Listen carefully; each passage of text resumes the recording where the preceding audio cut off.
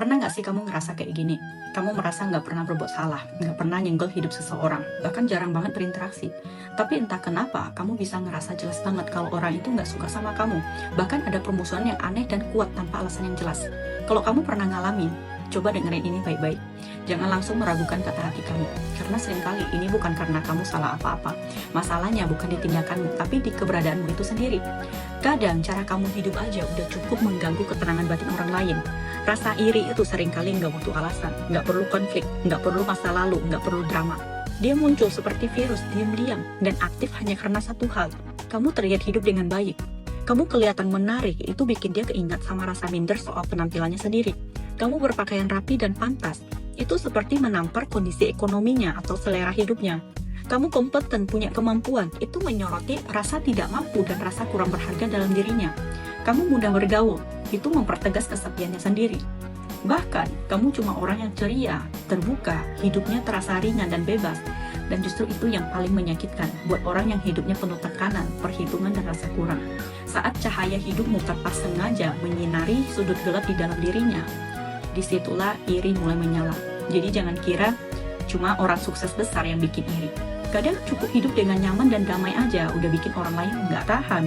Ketika kamu nggak kelihatan gelisah, nggak kelihatan iri, nggak kelihatan tertekan, itu seperti penghinaan diam-diam bagi mereka yang hidupnya penuh beban batin. Keringananmu adalah cermin dari beratnya hidup mereka. Kebebasanmu adalah pengingat bahwa mereka sedang memenjarakan diri sendiri. Dari sini ada beberapa hal yang perlu kamu pahami. Yang pertama, kamu tidak bisa mengendalikan proyeksi orang lain. Kebencian mereka bukan tentang kamu, tapi tentang konflik batin mereka sendiri. Kamu bukan penyebabnya, kamu hanya jadi tempat pelampiasan emosi negatif mereka. Yang kedua, berhenti berharap disukai semua orang. Itu ilusi yang melelahkan. Mencoba menyenangkan orang yang membencimu karena iri, itu seperti menyiram minyak panas pakai air, bukan padam, malah meledak.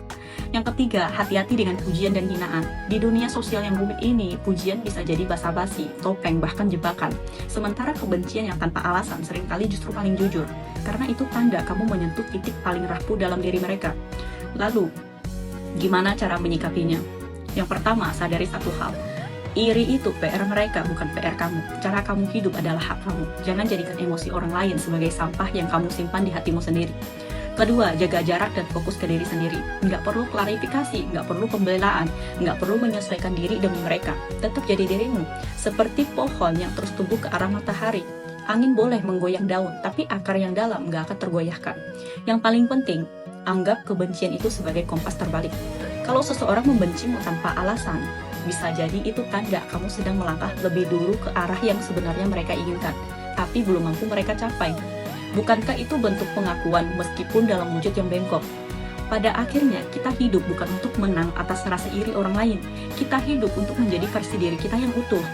Cantikmu, kemampuanmu, keceriaanmu, kenyamanan hidupmu itu bukan dosa, itu hanyalah energi hidup yang mengalir secara alami.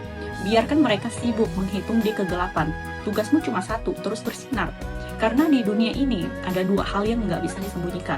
Yang pertama, batuk yang bikin orang menjauh. Dan yang kedua, cahaya yang benar-benar bersinar, yang akan menarik orang-orang yang sefrekuensi untuk datang ke hidupmu. Keberadaanmu bukan untuk memuaskan semua orang, tapi cukup untuk membantu mereka yang bisa melihat cahaya menemukan arah. Kalau video ini kena di kamu, simpan dulu. Dan jangan lupa ceritain pengalaman kamu di komentar.